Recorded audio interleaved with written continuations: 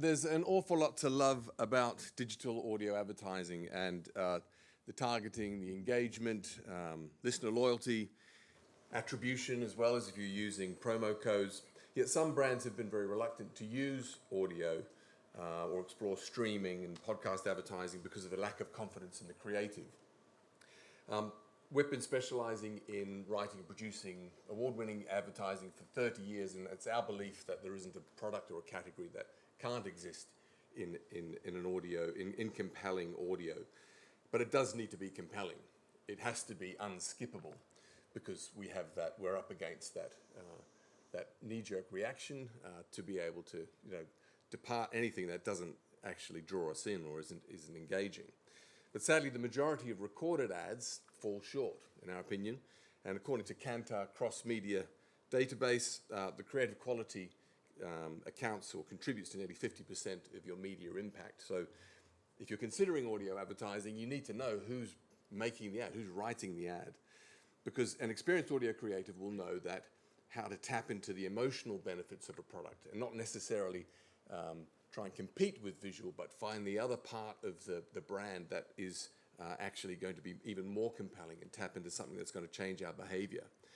And that's where audio's power lies. So to prove it, we've taken 3 audio virgins, and they have traditionally relied on visual advertising and created audio ads that elicit pictures in the listener's mind, and that the ads tap into their feelings, tap them into the feels, which is where all the power lies, as I said. Yeah, but as you know, you can have the best creative in the world, but if it's not being heard by the right people, then it's completely pointless. An example I like to give of this is when I was on a 12-hour bus journey in Vietnam and I was binging my favourite show, A Short History Of, which has 85% male audience, yet I was served an ad in excess of 40 times encouraging me to seek help with the menopause, which obviously I didn't end up doing. So with advertising, there's always going to be wastage, but the beauty of podcasts is that you can be so highly specific in your targeting, you can more or less eliminate it. You just need to have a really good understanding of the entire podcast landscape and put together both the best podcast networks and the independent podcasters, and that's what we'll take you through now. So Ralph will go through the indicative creatives, and I'll go through a top-level sort of media plan. Okay, so the first brand is Hendrick's Gin. As you can see from their out-of-home, they have a very distinctive visual language and almost a sort of Jules Verne, Great Gatsby-style look. But sadly, there were no audio brand codes for us to utilize, so we looked at the tone of the brand. And Hendrick's has a whimsical tone of voice, very engaging way of talking, sort of poetic, little old-fashioned, but most importantly, it's very unique. And the brand is always about trying to challenge people to break the mold of everyday conventions and step into a world where things are a little more interesting. Flavor is their sort of major key difference, and they are really trying to own the cucumber, which is an expression or a sentence I won't ever say again. Moving very quickly on. What better way to hear the creative than in the context of a podcast that would be relevant for it to appear in? So cue our resident podcast media specialist, Andy, to tell us which podcast this would be appropriate for. Yeah, so we spoke to Hendrick's, asked them about their target audience, and they said to us, really premium white spirit drinkers, between the age of sort of 25 to 44, interested in fashion and on the higher end of the pay scale. So as you can see, we've just pulled together a few examples here of where we can find this audience. So Shameless with Shameless Media would be a sort of flagship example to get the reach. And this is a podcast about pop culture for smart people that like dumb things. So 70... It's their words, not ours. Yeah. I love it. And their audience is 76% between the age of 18 and 34. So we can be sure that we're getting most of the target audience there. And you can go even deeper into looking at the hosts, who, as you can see, are very fashion conscious, partial to a ski trip, and obviously an Aperol or a white wine spritzer. So we can assume that our audience are also kind of the same as them. The next example, whereas we might not get the reach, the Business of Fashion podcast gets about 2,000 monthly listens in Australia. We can be absolutely sure the people that's listening to this are fashion professionals keeping up with the latest trends. And similar to our last one, Mindful Biz podcast gets about 4,000 downloads each month.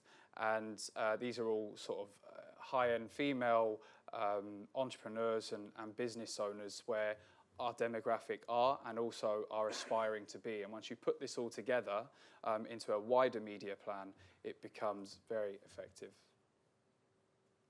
So here's the first ad in the context of that Shameless podcast. And the nitty-gritty details, well, they're just next level. Welcome to Scandal from Shameless Podcast, the stories of the biggest celebrity controversies revisited. You're refreshingly curious, Hendrix Jim? Curious? How? Allow me to explain. Cue the aroma. Cue the botanicals. Cue the taste. Cue the cumber. I see. For a refreshingly curious way to cue the first drink of summer, cue a Hendrix Gin, oddly infused and garnished with cucumber. Cue the Hendrix. And always drink the unusual responsibly. Hi. Hi. Hi. And then back to the show. Okay, so I hope you agree we've captured the sort of that Gatsby personality, set the ad in the sort of bar that we'd imagine that they'd use in their visual advertising, made the cucumber central to the concept, stop your snickering, and this ad works well in both a podcast environment as well as in the Spotify and radio environment. So we're going to move on very quickly, just because we've got two others to get through. The next And the nitty-gritty is explore travel. As with most travel company and their advertising, they focus a lot on the imagery of the destinations. But in audio, we have an opportunity to actually bring to life one of their core points of difference, which is authentic local guides and smaller groups. So our team tapped into the listener's imagination and created something equally as visual as their print ads, which was kind of showing a unique perspective of Rome's lesser-known turtle fountain. Yeah, this is actually a sneak preview of something that's going into market now. And the Explore audience are people between the age of 40 to 60 with an interest in travel, culture, and with a bit of an adventurous side as well. So we've gone out and we've found the best global travel podcasts, but more for people that have an interest in the culture of the country rather than a beach club in Bali.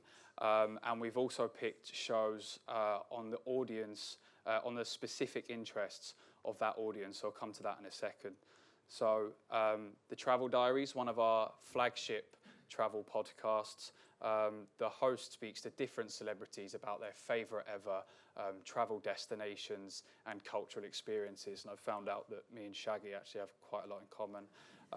And the way we're doing this one is to target just the 40 and 60-year-olds that would be listening to this podcast, which is possible through a network. And we've done the same with the other podcasts in the Acast network, who we found to have the best selection of travel-related content that fits our audience. So that's why we went with them here. We also know that one of Explore's most popular destinations is Italy. So looking at Coffee Break Italian, the world's biggest Italian language learning podcast, we can assume that the audience is going to go and want to travel and practice their new language learning skills at some point. Similar rationale for the independent podcaster, the History of Italy podcast, where we think his audience probably are going to go and want to visit some of those cities and ruins that he talks about in the series that also happen to be Explore destinations. And this is just the example in the Travel Diaries. We'll be uncovering their adventures around the world and the travel experiences and destinations that have shaped their lives. Buonasera, my name is Marcello. I am a tour leader with Explore. Ciao. Come, Follow me. Behind this 200-year-old gate is the best view of one of Rome's finest fountains. Ah, bellissima. Look at the Renaissance detail, the sunlight in the bronze. Not everyone knows about Turtle Fountain, but you will if you explore. Search exploreworldwide.com and don't just travel, explore. So, and then the podcast continues. So, yeah, hopefully you agree, captured some of the visual components of the tour, but also brought it home that this is a local tour guide, absolutely local, because that accent is kind of hard to fake. Or if you shouldn't be faking it, even if you could. But that idea of being shown as a unique view of something that's lesser known, that all really supports what is at the core of Explore Travel. Okay, the final brand, arguably the most visual, is Revlon. Now, since launching their lipstick in 1939, Revlon have relied on print, TV, almost exclusively, but the audience profile is so perfect for the podcast audience. So we wanted to explore how they could look in audio.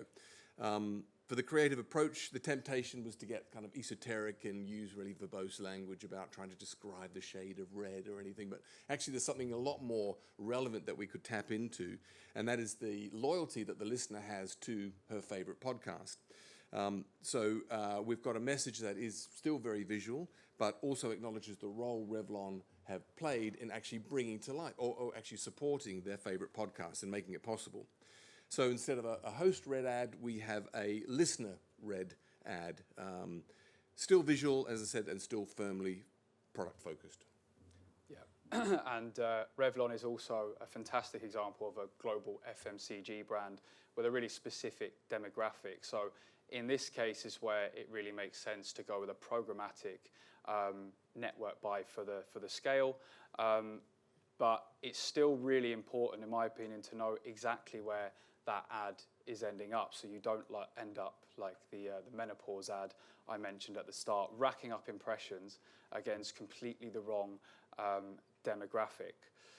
But luckily for Revlon, there are literally thousands, tens of thousands of podcasts out there with an almost 100% female audience. So it's just about finding the right network, the right podcasts that cater to the topics and that specific demographic as well. So, an obvious choice for a campaign like this, many of you will know Mamma Mia, all female related content, really chimes well for Revlon. But then also networks like Lemonada. They just signed the Meghan Markle podcast after her split from Spotify, and that's geared to a slightly older demographic of women. And you can even go one further and find out from the networks, from individual podcasters, which of their hosts do genuinely use Revlon and create, super authentic host-read ads that are going to be really chiming with their audience. So here's that ad in the context of the You Beauty podcast. Beautiful salon products everywhere, of course, but you do not need to spend the money if you don't want to. There's so many great things in your local supermarket or shopping online at Woolies or Coles. Revlon would like to thank this podcast for giving our lips a well-earned break. Soon enough, they'll be front and center helping us charm and delight our way through the day. This time, with a fresh application of Revlon's Wine with Everything. A deep rougey red, but light enough for brunch, dinner, and wowing the in-laws. Wine with Everything, part of Revlon's super lustrous color lipstick range, minimizing lines for smooth, fuller-looking lips. Hey, you beauty. There we go. Back to the show. So we've tried to capture the sort of woman that we would imagine they would be using in their print advertising. American accent to just try and reinforce the heritage of the brand, but also just a bit of glamour and to make it cut through. And we could see her putting on her lipstick as she was talking and moving her lips and stuff. So it's another sort of visual component that we had to it, but also referencing the podcast and saying, thanks to this podcast for allowing us to, have a little break ourselves. So that's all we have time for. Just a quick sort of race through 3 brands, but we hope we've opened your ears to, I guess, the potential for even the most visual brands in an audio environment, just by focusing in on and investing more into the creative, but we would say that. Yeah, that's hopefully given you some context. Is there anything more you want to add? Yeah, just to also make sure that you're working with the most suitable networks and the best possible podcast. Yeah, I think